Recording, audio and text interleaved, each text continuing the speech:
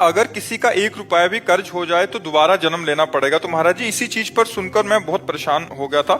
1-2 रुपए तो इधर उधर हो ही जाते हैं महाराज जी। महाराज जी अनजाने में अगर कर्ज हो जाए, अनजाने में ऐसे कोई बात नहीं है, लेकिन जानकर हमने किसी से 500 रुपया लिया है या 500 रुपए की चीज ली है तो मुझे अपने जीवन में चाहिए कि बहुत जल्दी निपटा दे, हम उसका कर्जा ना लें। जी क्या कोई अगर खान पान कराए या कोई किसी ने पेट्रोल भरवा दिया या किसी ने कोई उपहार दे दिया, ये भी कर्जे के अंतर्गत आता है? नहीं, कर्जे के अंतर्गत नहीं आता है। यदि हमारा कोई रिलेशन है या कोई भावुकता का भाव है और हम उसके घर जाते हैं, हमें प्रसाद पवा देता है, तो वो कभी हमारे घर आता है, प्रसाद पा लेता है, इसका कोई कर्जा नहीं। अब हमारी गाड़ी में पेट्रोल क्यों डलवा रहा है, हमें देखना है कि हमसे कोई बुरा आचरण तो नहीं करवाना चाहता है, घूस तो नहीं दे रहा है हमको, हम ऐसे क्यों डलवा ले पेट्रोल? दोस्ती यारी में। हाँ, तो दोस्ती यारी में तो दोस्त है तो फिर डाल देता है, तो हम कभी उसका भी कार्य कर देते, वो बात अलग है। ऐसे नहीं, ऐसे कैसे कोई हमारी जेब में पैसा डाल दे, ऐसे कौन कर रहा है? हम जैसे 4 दोस्त आए हैं, कल हमें खिला दिया बड़े होटल में। देखो दोस्त की बात अलग है। अगर वो करोड़पति है तो अपने हिसाब से खवाएगा, जब हमारे घर आएगा तो हम बोरा में बिछा करके उसको रोटी दाल पवाएंगे, वो बात अलग है। कर्जा एक अलग चीज होती है।